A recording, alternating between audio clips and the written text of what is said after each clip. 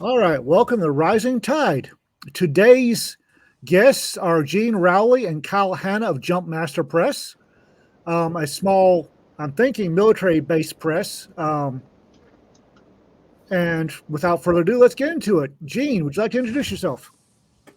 Hi, everybody. My name is Gene Rowley. I'm the president of Jumpmaster Press. And yes, I am in my truck. I'm in the beautiful city of Huntsville, Alabama. Kyle and I served in the military together. And that's how we started Jumpmaster Press several years ago. He had written many stories before me, and he encouraged me to keep writing. And I wrote my first novel, which was terrible. And then I learned, by the grace of God and through Kyle's help, how to become a writer. And he and I started our publishing company. And now I'm on novel number 5. And I think he's going to tell you he's on novel number 98 or something like that. Not quite that many, but thank you for the segue. I am Kyle Hanna. I am the vice president and editor-in-chief of Jumpmaster Press. As Gene said, we served together in the military for quite a while. And when he was ready to publish his first book, he came to me with a bunch of questions, and I told him that I knew a lot of things not to do because I am one of those people. I learned every lesson the hard way, apparently. So I told him all the things that I had learned, and he goes, well, I think we could do it better. And I said, let's do it. And 6 years later, here we are. We've got our own press. We've got authors all over the world. Our conventions are fantastic, and we enjoy doing what we do. And I got to tell you, your podcast name, Rising Tide, that's one of the things that Gene and I constantly tell people is we're not in competition. A rising tide lifts all boats. Absolutely. So because what I write is not necessarily what Gene writes or another publisher publishes or whatever. So if we can help, a different publisher because it's something we don't publish, by all means, we're going to help them out. And it's that philosophy. It's that philosophy that got us to kind of where we are today. We started with just the two of us, one book on the table, a couple of books on the table, and creating something different in the publishing, which I consider a very predatory environment for authors, creating something different from what was out there. Like a lot of publishers, small to medium publishers, they end up hurting their authors, and we didn't want to do that. And so we created a completely different model, and we'll talk more about it probably through this podcast. But yeah, we created something kind of unique. We've gone from one book on the table to 40 authors around the world, and multiple bookstores, and all kinds of fun stuff. Heck yes. So military, let me guess, Army? Yes. Yep. He actually used to work for me. Yep. He was my NCO. I was. And then when we started this, now he's the boss. So I still funny do how life works. Ain't that the truth? What did your military experiences bring to publishing that might be different than other folks? Well, wow. Yeah, that's a tough one. Go ahead, Kyle. Well, we definitely have the military mindset of get it done. Yeah. Sometimes to our detriment, sometimes not. But it's a mindset that we're not going to quit. And you go till you get the job done, then you can catch your breath and start the next job or whatever it is. Yeah. But that and being able to sit down and war game it out, if you will. If we do this, what's going to happen? If we don't do this, how will it affect us? And being able to think in those terms, I think, has helped us a great deal. Yeah, I'll add on to that. I think we run our company on several mottos. You'll hear us constantly say the same things over and over and over. One of the biggest one for us is whatever it takes. Open quote, whatever it takes, end quote. We'll say that to each other all the time. And that means we don't stop. We don't quit. We never stop moving forward. from the military, to answer your question, I think the biggest thing the military taught us, and I'm going to go ahead and speak for Kyle now, is the military, especially in our unit that we were in, ran off a concept of mission first, men always. So we stick with the mission of Jumpmaster Press, which is to take care of our authors, but the authors come before the company. I know it's a weird concept to think of, but when Kyle said, we do things potentially to our own detriment, one of those mottos is we're never going to hurt an author. We're never going to step in front of an author who's growing beyond us. We want Jumpmaster Press to be a platform for our authors to have as much success as they can with us. And when they grow beyond us, we get out of the way and let them find their own success. A vehicle for that. This is a refreshing look that I'm finding a lot of the so-called smaller independent presses are doing, which runs totally counter to a lot of the mid-size and up and traditional presses. I started this because I got tired of the crab bucket principle I was running into. Mm-hmm. Everybody was dragging everybody else down. And that goes back to what I said initially. I went through 3 previous publishers before Gene and I created this company. Every publisher taught me how not to treat people. Yeah. Yeah. When we sat down, I mean to cut you off, Kyle, but when we sat down, I literally said, I need you to make a list of everything they did wrong. Right. And we're not going to do any of that. Right. From weirdly worded contracts to never paying royalties to no transparency. I mean, overcharging for author copies, all kinds of stuff. We saw it all. And, I welcome you to interview some of our authors and ask them how they've been treated with Jumpmaster Press versus a prior publisher. I won't say all, but 95% of them are going to go, it's night and day. I say it all the time. Like Kyle and I could talk about Jumpmaster Press all day long. And I call it selling the company, if you will. Mm-hmm. We could sell the company all day long, but go talk to one of our authors and let them tell you who we are. I very quietly put out a thing. Hey, can anybody tell me about Jumpmaster Press? Expecting to hear, some good stuff, some bad stuff, but everybody unilaterally said, "Oh, they're great guys," and they thought I was looking to publish. Oh yeah, they're great guys. You'll do fine. That's all I needed to hear. So, tell me about Jumpmaster Press. Tell our fans about Jumpmaster Press. Well, I'll take this one, Kyle. Jumpmaster Press is kind of what we've already talked about, a concept for a publishing company, traditional publishing company. I don't like the term independent. I don't like that. I don't think that differentiates us from, an indie or whatever. That's a mindset. And I don't do that. We are Bain 15, 20 years ago. Right. That's the mindset we have. We are one of the top 5 publishers in the country 15, 20 years from now. That's the mindset we have. And again, we talked about the mottos that we talk about, we reinforce and emphasize constantly. Is publishing has changed in the last 25 years. I think Amazon has ruined publishing. And to be honest, I think Amazon has ruined writing. You now can publish a horribly written, non-edited book on Amazon and say, I'm a published author, when in reality, honing that skill and learning and reading books on writing and taking classes and, learning from people better than you is what writing is really all about.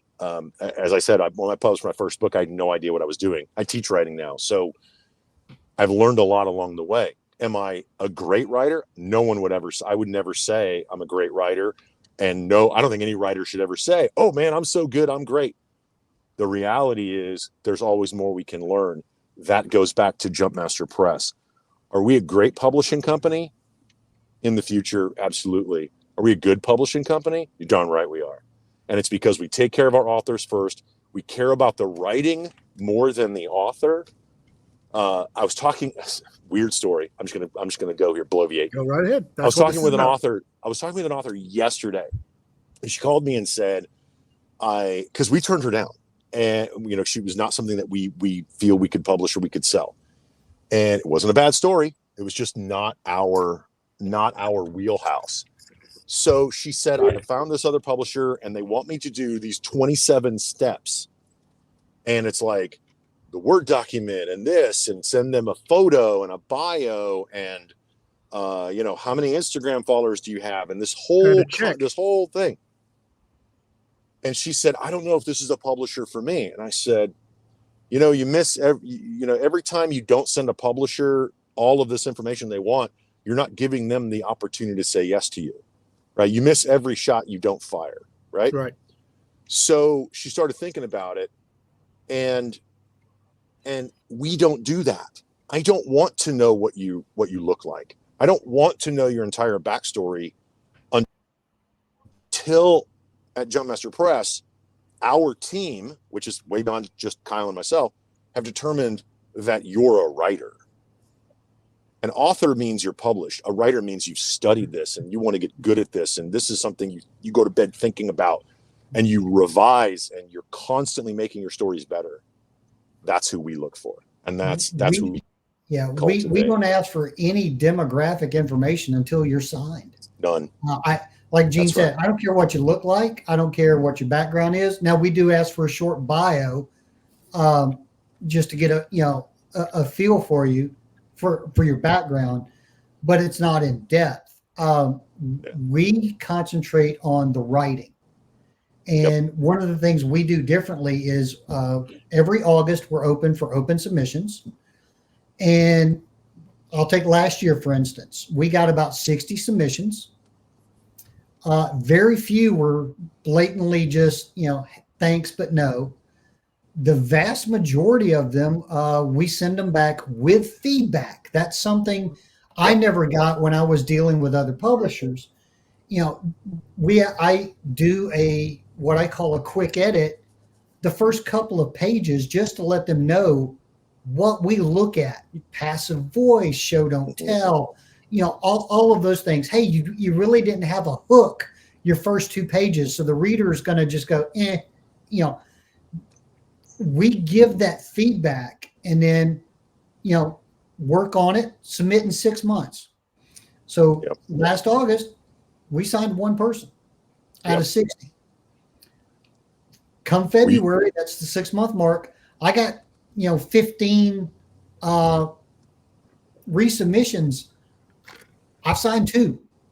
Yep. Because their writing is improved. They took what we're looking for and what we try to teach people and as to how to write. And, they took it to heart. They improved that much in 6 months. Now they get to go through a full edit with our editing team. And their writing is going to go from there to there to there in the span of a year. And, that's all any of us can truly ask for, is to get better at what we do. Yep. All right. So what does Jumpmaster publish? What genres are y'all in? Primarily sci-fi and fantasy. We do have horror, murder mysteries, thrillers. We do have a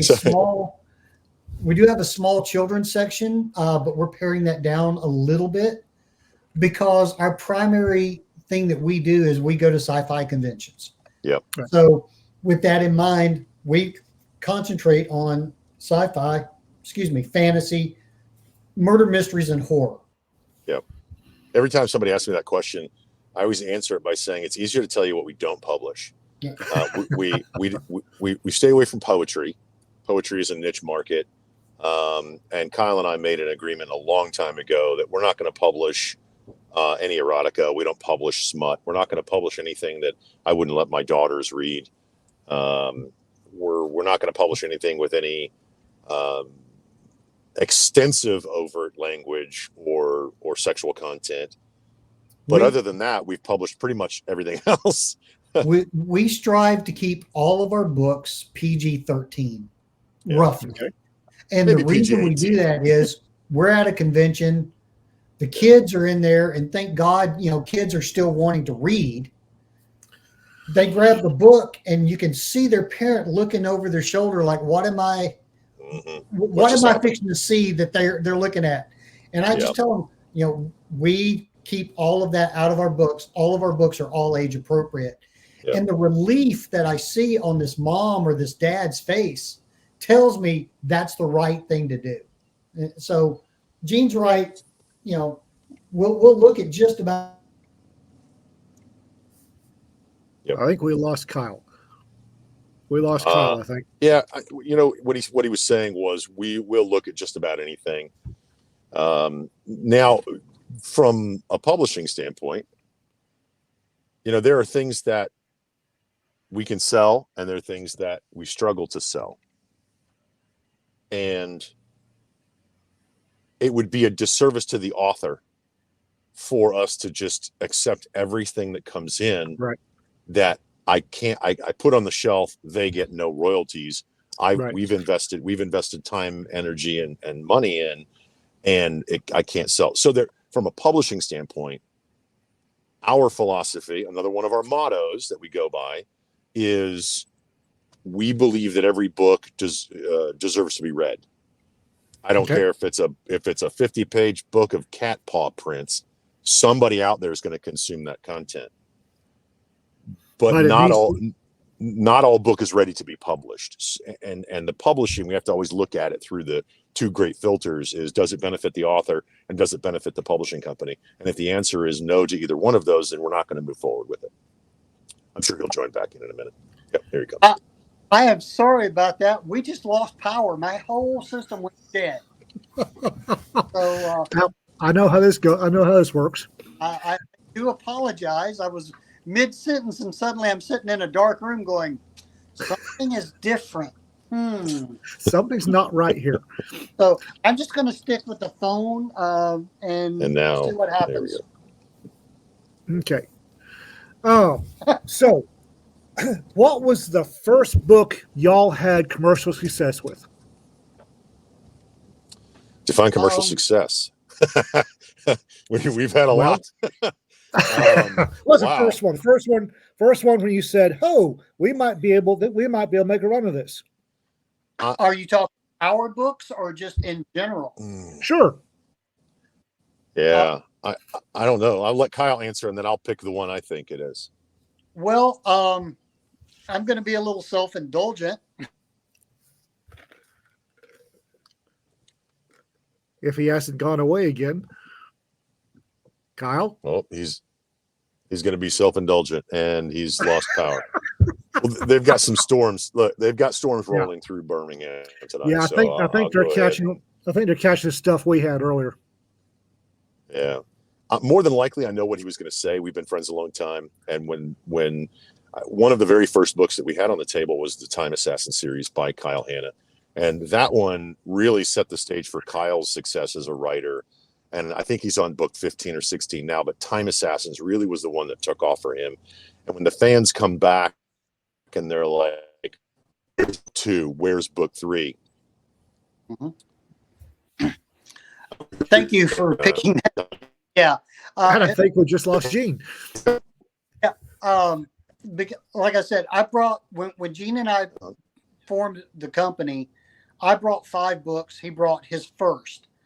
And I, to me, that one has been my most consistent and successful book, the Time Assassin series, and it's over a decade old. Now, as far as some of our other authors, our number one bestseller is Betrayal of Angels by Armin Shimmerman. That's the one I was going to choose. As Quark from Deep Space Nine, Principal Snyder from Buffy the Vampire Slayer.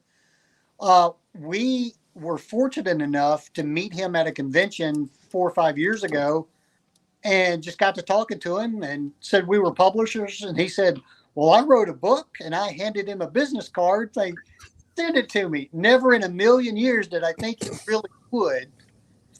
And turns out he is an amazing author. Just really fantastic. And he has he's been with us since 2019, so it's been 5 years, and it's just amazing to be able to work with so many talented people, and he is one of them. Yeah. I was gonna say Betrayal of Angels.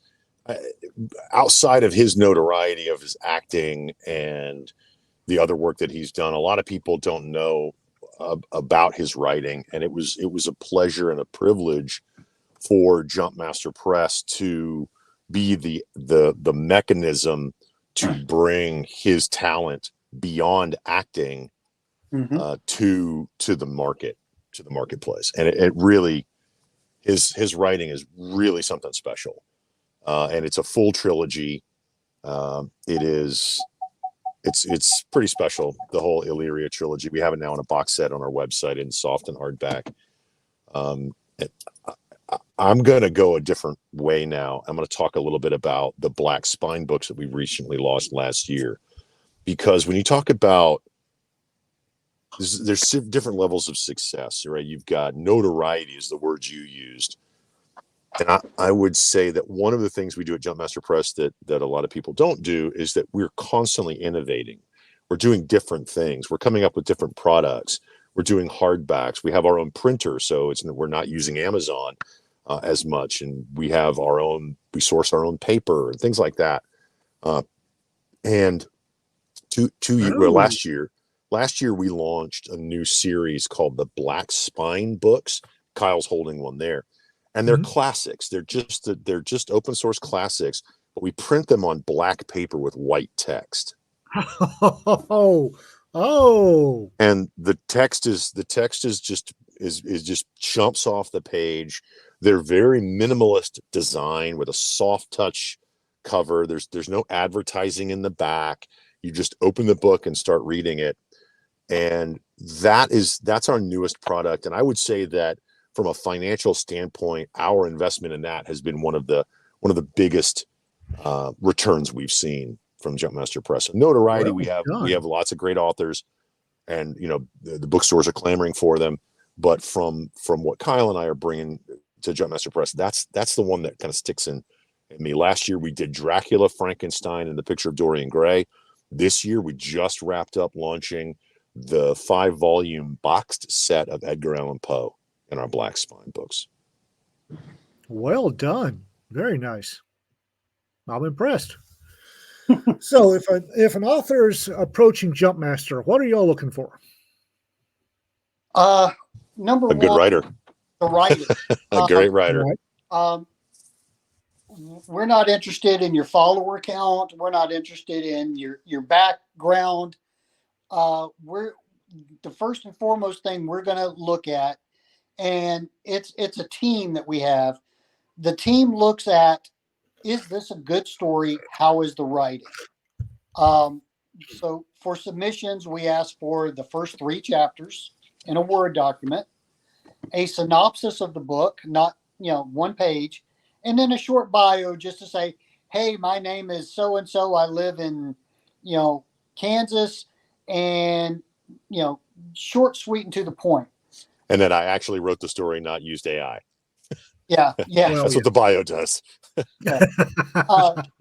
So, once we determine that the writing is there or that it's not, and you get the feedback, then we'll delve into, well, who are you as a person?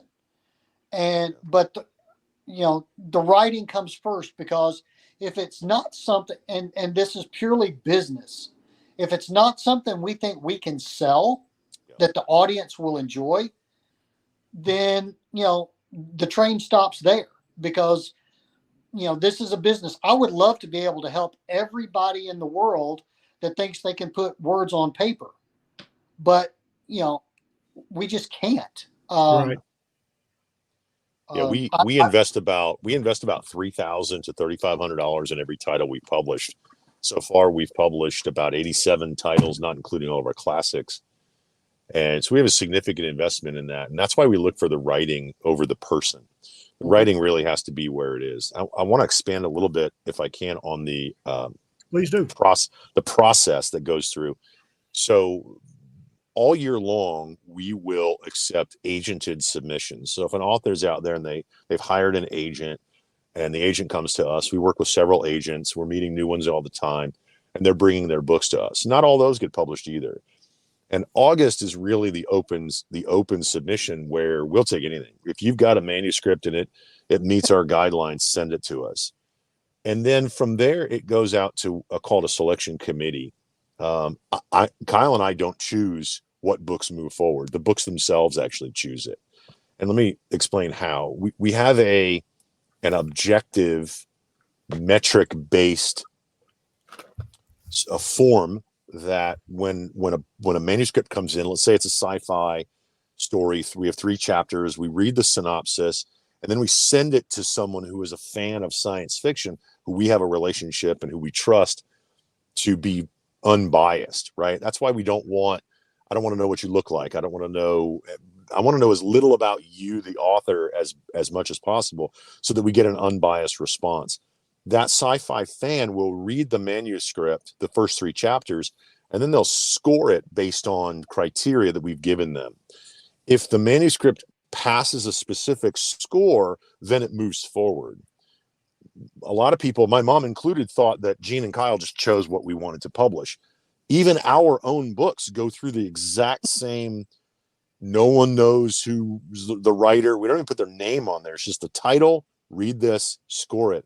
So we have this objective process in place that tells us which books go forward, which books need more work, and which ones we just have to pass on straight away. Kyle, that's the biggest hurdle. Once you're to follow up on the process, once you make that and the contract is signed, then we'll get the full bio. We'll start meeting you, learning the author. While we're doing that, we're building social media, getting them introduced around to all the other authors. The book is going through the first of usually 2 rounds of edits. We'll send it to one of our editors. They'll do the job, send it back to the author. They make revisions. Then it goes to a totally new person. Yep. Because we want as many people to look at it, look for the little things. One person could miss something. 2 people, that gives you a better shot of not missing. Once it's revised twice, then it goes to beta readers to find all the periods that we missed. Mm-hmm. So by the time it's published, anywhere between 3 and 5 people have read the book in its entirety. And that's why it takes a year to 18 months. Yeah. And we're very upfront with people that this is, a 12 to 24 month process. Mm-hmm. If you submit in August of 24, if you're picked up in November, you can expect somewhere between probably in 2026. Yeah. Right. Yeah. But we do that so that the author gets as much attention as possible. Author A gets the same attention as author C. And their work is as good as we can make it, so that when we hand it to someone at a convention and say, I think you'll like this sci-fi story, and we tell them about it, we're handing them a quality product, not just in the paper and the binding and all the stuff, but in the writing, in the ads in the back for all, it's not perfect. No book is ever going to be 100%. But our goal is, if you come to a convention or if you buy off our website, when you get that book in your hand and you read it, you're going to say, dang, that was a great story. Yep. Yeah. One of the other mantras that we talk about over and over and over, when we talk to authors, our goal is to give them a final product that they are proud to hand to a reader with their signature in it. Mm-hmm. That's our job. Our job is to take their good writing, send it to our editing team, send it to our beta reading team, send it to our graphic design team, so that at the end of the day, that product on the shelf, they can say, this is my book. I did this. It's a team effort. Outstanding. One of the new hotness, and a question I get all the time when getting ready to interview other publishers, are y'all on the you must have 3 novels before you can submit the first one train, or are you let that one go by? No. Okay. Like I said, we concentrate on the writing. If the writing is good, I mean, we've signed a lot of first-time authors. They have one book out there. Right. But, the writing is good. The story is excellent. So, yes, we're going to take our time and money and invest it in that author. Now, if you come to us and you've got 6 books on the shelf and you're a fairly established writer, that's a win-win. But no, the only criteria we have is the writing good? Is the story mesmerizing? If you've got that, we want to take a look at it. I was at a library. I had a little table set up with my books. The guy walked by and he just kind of went, huh. And I said, you want to check it out? He goes, I've written 89 books. And my immediate response, and I didn't mean it to sound the way it came out, but I said, are any of them any good?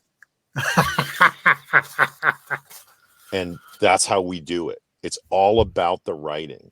You can write 100 bad novels, but it's a challenge to write one good one. And it's if you're honing your skills, and if you're reading books on writing, and when we've signed several of our students, and we have worked with them year after year after year, and somewhere in their brain the switch flips on show don't tell and passive and active voice and how to build a better sentence. Once that switch flips, some of them are going to keep going. It's like anything else. You're going to get so good, then you're going to plateau. It's like working out. And then there's some that just keep going and going and going and going. You're like, wow, you just do great things. Yeah. It's very easy to do anything badly. And it takes a lot of work and dedication to do something good. We look for those diamonds in the rough. Outstanding. Where do y'all expect to see Jumpmaster Press in 5 years? Sold for $100 million. No, I'm kidding. Honest, I like it. As I said earlier, our goal was to build a different kind of publishing company, one that is author-focused, author-centric. Our royalty structures are different. The way we do things, our royalties, our authors are actually getting, the longer they're with us and the more books they sell, the higher their royalties go. So our royalty structure is actually completely different from anything else. 5 years from now, we had just restarted our bookstore campaign. So a lot of the bookstores we've talked to in the past are getting new information. So we're going to greatly expand our bookstore footprint. Our convention footprint is farther afield than normal. We started this year in Albuquerque, New Mexico. We're going to Springfield, Massachusetts later this year. We've been looking at ValleyCon for a couple of years. So we travel the country with our traveling bookstore, which we can talk about in a minute. In 5 years, we're going to expand on all of that.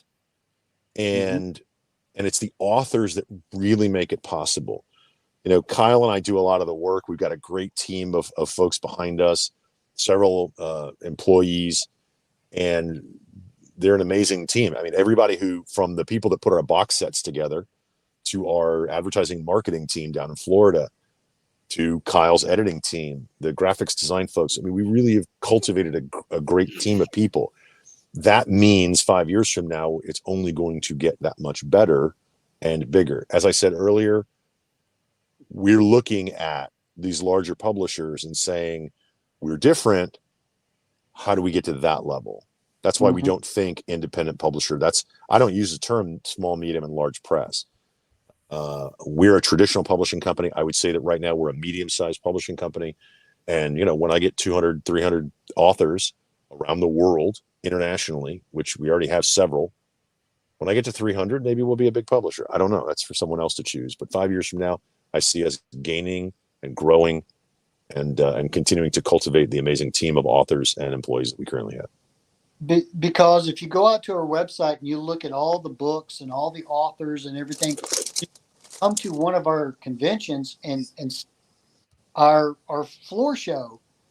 Keep in mind, we did all this in 5 years.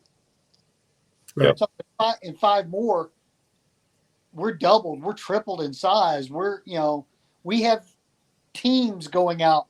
Instead of just Kyle and Gene going to a convention, we may have 3 teams doing 3 conventions in one weekend.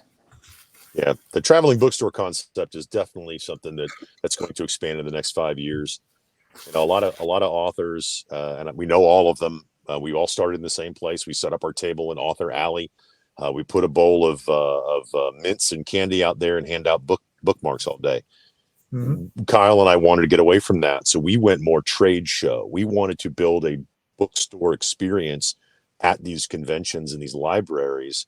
So when you walk in and you say, "Oh, there's the Jumpmaster Press bookstore," we put down our own floor. We have bookshelves. It's a book. You're browsing our books. It is a true bookstore experience that we can fit in the back of a trailer. Oh wow! So, oh wow! Yeah. Which I will be packing in the morning. So yeah, that's right. And then coming here to Huntsville. Yeah. Yeah, y'all are going to Huntsville Expo, right? Yes. Yep. We were going to do that, and then we had to back out. It's a great show. It is a great show. I either as Jumpmaster Press or as a independent author have attended this show every year except for the first year. One of those lessons learned the hard way, that was one of them. I'm sitting in a very small town in Georgia, looking at Facebook for all the people I know are in Huntsville going, I sold out. And I'm like, I've sold 2 books. I chose poorly.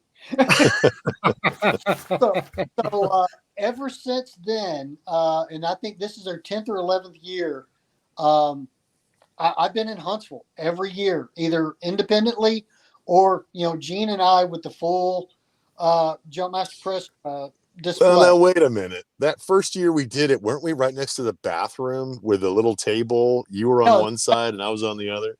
That was Sheffield, not Huntsville. Oh, okay. All right. Huntsville's a great show. Jeremy does a great show with Huntsville Pop Culture Expo. I think James Young, one of our guest editors, is going to be there this weekend. So if y'all run into him, say hi. Send him by the bookstore. We're going to be hard to miss. We'll do. With that in mind, where can young, interested authors find y'all in the upcoming months? What conventions will you be at? Well, I happen to have my handy dandy cheat sheet. So, Huntsville Pop Culture Expo, which is this weekend in Huntsville, Alabama. In May, we'll be at the Southern Nerds Con in Biloxi, Mississippi. That is May 25th and 26th. We'll be at Liberty Con in June. See y'all there.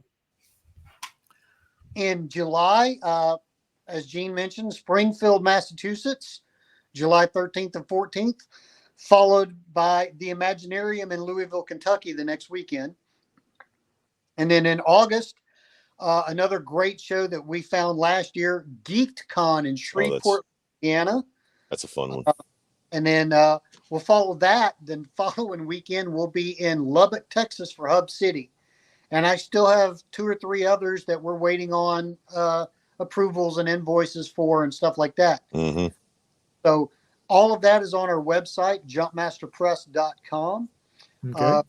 All of our books are out there. The Black Spines are out there. Our audio books, our ebooks, our upcoming events. And, so that's where you can submission find guidelines. And he's talking about like where we are going to be in person. But your question made me think about, where can up and coming or young authors find us? We used to do an in-person in our conference room. We used to do a class once a month for local authors to come in, kind of get a feel. And, we talk about different writing techniques. post-COVID, we were doing it on Zoom, and now we've kind of transitioned. After doing it for 5 years, there's only so many times you can say the same things over and over and over. And Kyle and I have so many classes we've written and PowerPoint presentations and so on. And I'm actually going to be taking those and making short YouTube videos and putting those on our YouTube channel. So for young authors or folks looking to take a writing class or watch videos on writing from a different perspective, then they can find those on our YouTube channel, which of course just search Jumpmaster Press on YouTube, and that pretty much goes for all social media. Just search Jumpmaster Press and you're going to find it. At Jumpmaster Press is pretty much on everything out there, and those will be out on YouTube. And I'm probably going to make them about 20 minutes, maybe 30-minute videos on all of the techniques to go from being a great storyteller to going to being a great writer. All right. Is there any advice other than becoming a good writer? Is there any advice for young up-and-coming authors that you wish somebody had given you? Read your contract. Wow. Yeah. No kidding. That's a popular one. No. Well, read your contract. One thing that we tell all of our students, anyone that asks for advice, I generally have two pieces of advice. The first one is, do not pay anyone to publish your novel. Absolutely. As Gina said earlier, there's a lot of predatory companies out there, and it may sound like a great deal. They'll promise you the world, but all you're going to do is spend a lot of money. With one caveat, I want to caveat that real quick. If you're buying a professional service, if you're hiring an editor, if you're hiring a graphic designer, if you're hiring someone to typeset it, if you're hiring a professional, then you're buying that service. They're not publishing your book. Yeah. Do not pay someone to publish it.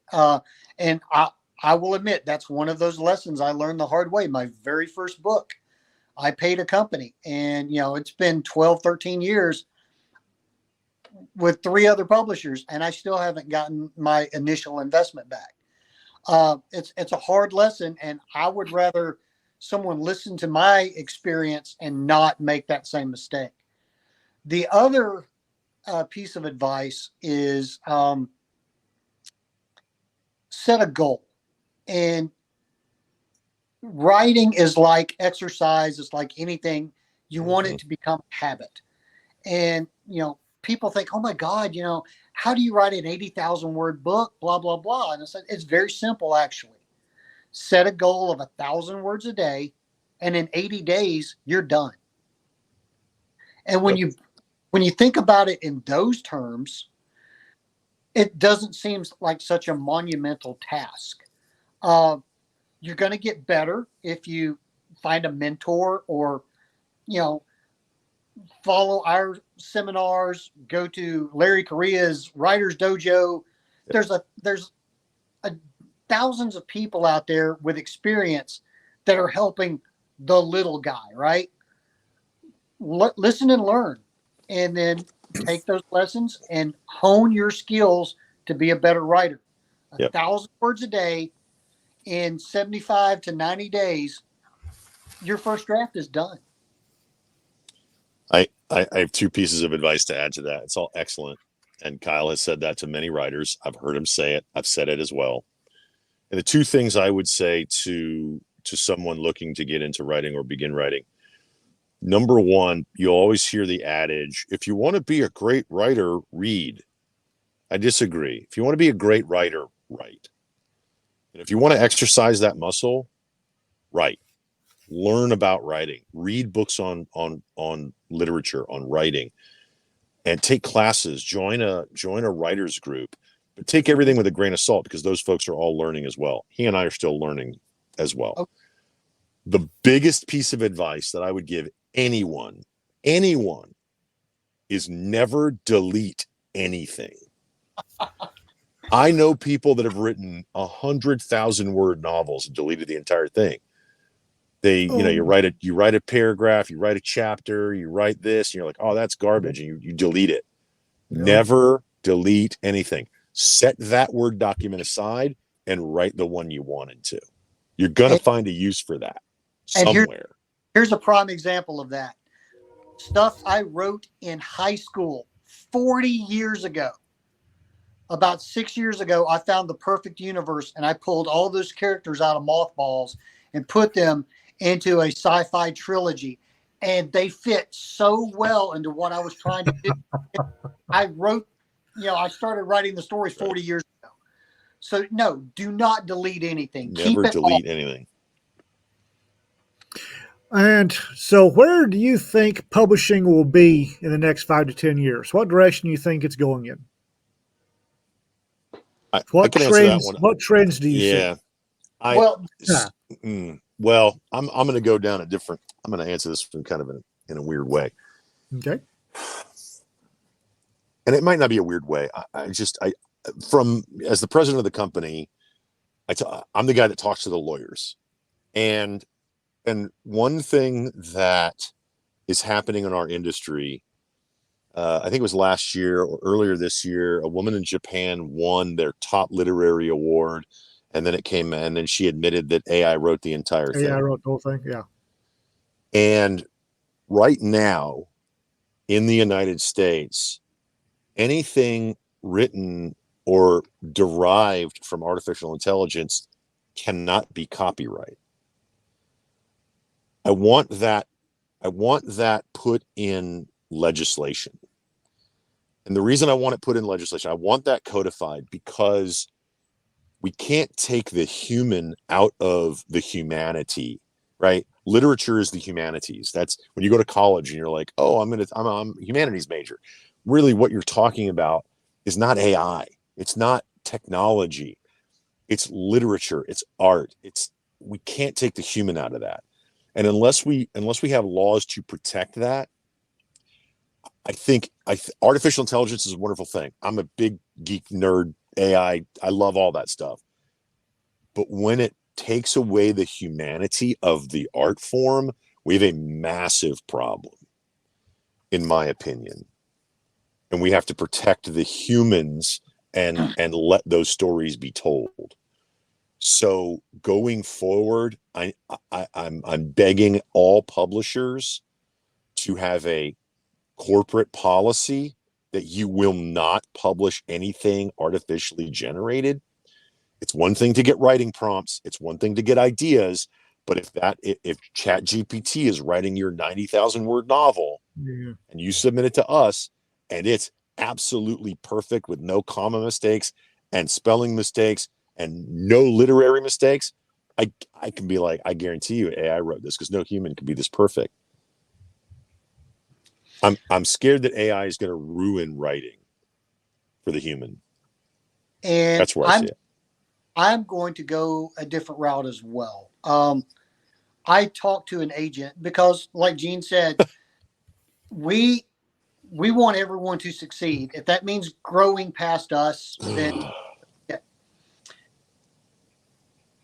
This agent, now that I wanted to submit my all-time best-selling book because I think if I had the national audience, I could be that much more successful.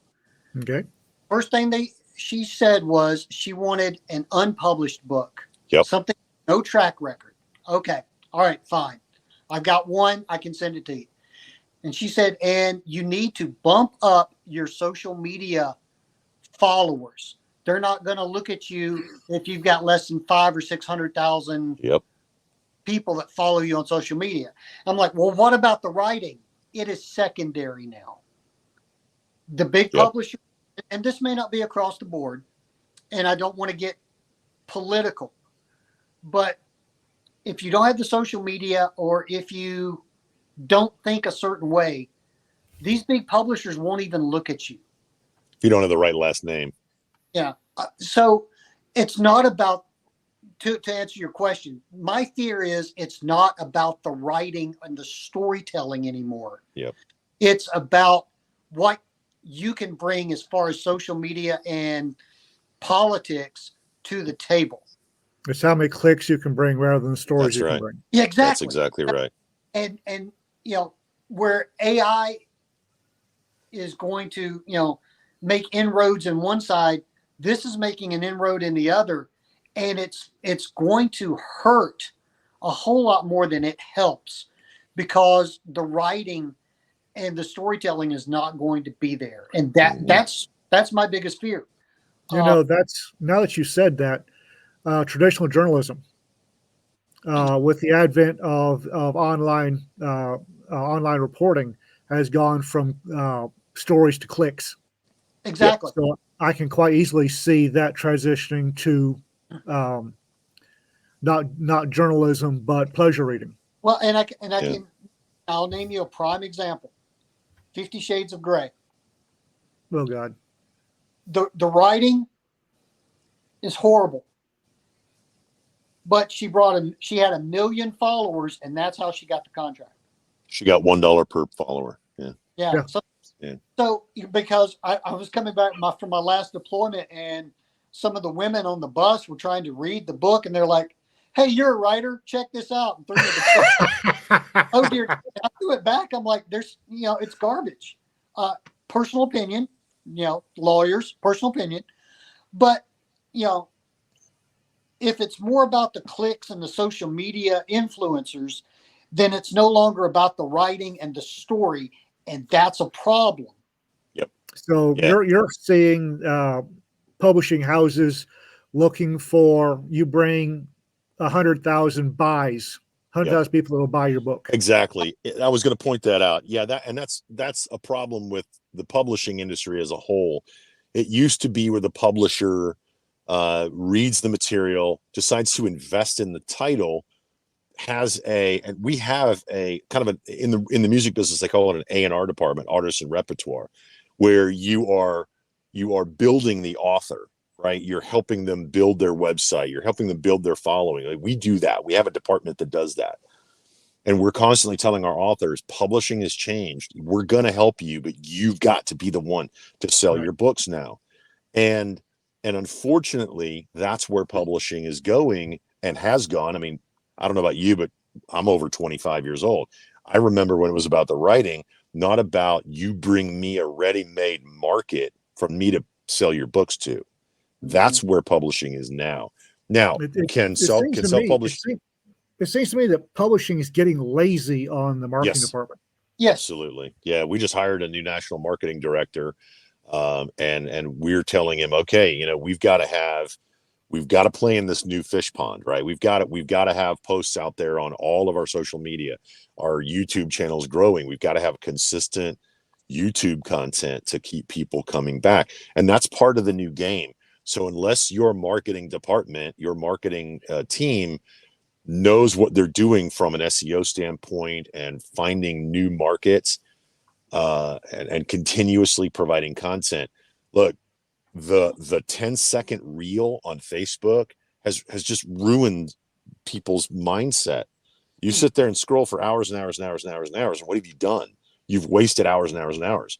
Instead of reading a book and maybe learning something, maybe having some enjoyment from that escape, you just sit there and watch cat videos for hours and hours and hours. Unfortunately, that's where the trends are going, where people want instantaneous entertainment. Now, thank God for those parents that come to these conventions and they say, do you have anything for my 12, 13, 14, 15, 18-year-old who loves to read? Yes, we do. Okay. Last question I have on my list, but probably not the last question of this interview. Where do you see Amazon's position in publishing going forward? Do you think it's going to continue where it is, grow stronger, or get knocked off its post? I think. Yeah, go ahead, Kyle. I think it's going to continue to grow, simply because it is a very cheap way of getting a book published, and they keep expanding into other markets where, now you post something on Amazon, you can click a button and suddenly it's on Ingram, and stores can put it on shelves. So as long as they're going to continue to innovate and stretch out, then they're going to continue to grow and dominate that portion of the market. I'd love to be able to get away and, do my own thing. But there's, 10 million people a day go out to Amazon or however many it is and look for books. Well, I can't just toss away that potential customer base. Mm-hmm. So I have to play the game with them, and that just makes them that much stronger. When Amazon started, it was an online bookstore. It is no longer an online bookstore. And when Amazon has found its niche as the largest online marketplace for everything on the planet. Mm-hmm. The detriment that it has caused to the publishing industry, I think, is irreversible. If you took away Amazon today, someone else would pop up. Now, when I say detriment, I mean to the publishing industry, not to the self-published author, because Amazon ACX for audiobooks, which is owned by Amazon, those things are now within reach for a lot of authors that were not previously. So it's made our job harder, and that's why we are constantly innovating. But as Kyle said, you kind of have to put your stuff on Amazon now. Now, from a publishing standpoint, a lot of publishers these days are simply print on demand. You're going to sign with us. We're going to make an ebook. We're going to do a print on demand, and we're done. That's hands off. I talked to an author last week. That was literally the model that her publisher had. You get an ebook, you're going to get it. You're going to get it print on demand Amazon, and you're going to order author copies through them. We have a warehouse. We have shelves of hundreds and hundreds and hundreds of books. that kind of publishing is going away for the Amazon. That's where the detriment is. But from an author standpoint, I think it opened a market, and I know a lot of successful self-published authors. Then again, success is relative. In 5 years, I don't think they're going to change that much. They've already invaded video. They've already invaded music. There's not a whole lot they can do. They could probably try to beat Elon to the moon. I don't see that happening. But I don't see them evolving into anything else. They've already filled that bubble. If something new comes along, they've got the resources to take it over. We innovated the way we do audiobooks. I'd love for Jeff Bezos listening to this podcast to, buy my trademark for $20 million. Come on, Jeff, where are you? You can have it. But as far as where they're going to be in 5 years, I don't see them. I think they've filled the vacuum that as far as they could. I don't see them getting any bigger. I kind of wish, as a publisher myself, I wish they'd evolve into less of a pain in my ass. We have to play the game with them. That's the thing. Now, here's one thing. Going back to what Kyle said about the agents, it's really interesting to me that you can go to an agent and say, look, I've sold 50,000 copies last year. I'm a self-published guy. I've sold 50,000 copies. Everybody's clamoring for book 2, and they'll say, how many Amazon reviews do you have? And you say, oh, I've shied away from Amazon. I have 4 reviews. And they'll go, we don't want it. I got 50,000 people waiting for book 2. But they just go, a lot of these award companies, when they'll get your submission. They don't even read it. They simply go to Amazon, see how many reviews you've got, and then wipe you out if you're not an Amazon review. If you're not there hunting reviews, I don't spend my time hunting reviews. If you go look at my number 1 selling book, it has 4 Amazon reviews. I've sold 10,000 copies last year. I have 4 Amazon reviews because that's not my job. My job is not to get Amazon reviews. Now, I know several successful people that's all they do, and they've got hundreds and hundreds and hundreds of reviews. Do those reviews, are they 99-cent ebooks or are they $25 hardbacks? Mine are $25 hardbacks. Not just that, but my first book, the first 1-star review I got on it was, "This is a great book. Cover was torn in shipping, 1 star." Yeah. Oh God. Yeah. I've seen that before. We use 1-star reviews as advertising. Somebody left a 1-star review for my first book, and it said they didn't like me personally, and they said the main character was ugly and he acted like the village idiot. And I took a screenshot of it, and I said, if you want to find out what happens to the village idiot's daughter, go buy book 2. So I really don't care about 1-star reviews. It's going to happen. As an author, it has nothing to do with your worth as a human being, as an artist, and your value, to humanity. And I don't hunt reviews. If look, at the end of the day, the person who left me a 1-star review bought my book for $15. Gave me $15. All right. Have a nice day. He had paid $15 to give me a bad review. Okay. Yeah. Be a better writer.